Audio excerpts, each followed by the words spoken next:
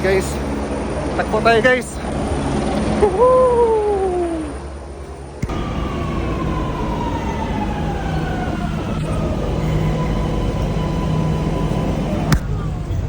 Próxima estación.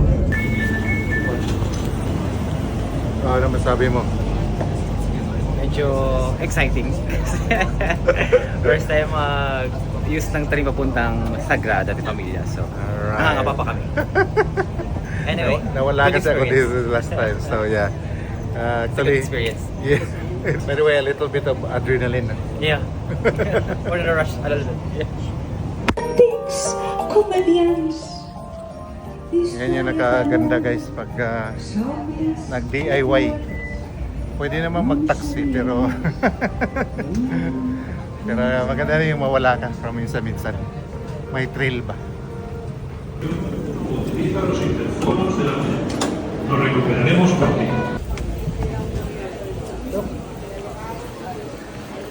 Woo! Alright! Woohoo! Yeah!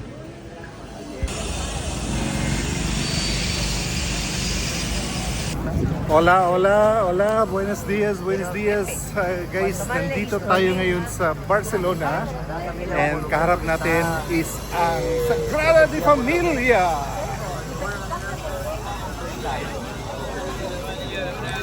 Guys, ang dami talagang tao, no? Kasi ngayon guys is the centenary ng Pamilya Sagrada. Ginawa to nung 1800 plus, no?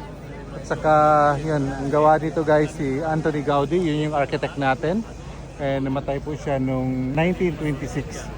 So yan guys, ngayon is 2026, that's 100 years. Katatapos lang ng Pamilya Sagrada guys. And kakalagay lang din ng Tower of Jesus Christ, yan po. Alright? So ayan, so basically tapos na po siya. Mangyari nito guys, magkaroon lang, magde-decorate lang sila hanggang 2032. Pero basically po, yung main structure nito guys is tapos na. Alright? So napakaganda, this mix of Gothic and Art Nouveau by Anton Gaudi. Alright, that's the Familia Sagrada here in Spain. And again guys, thank you very much for watching and muchas gracias.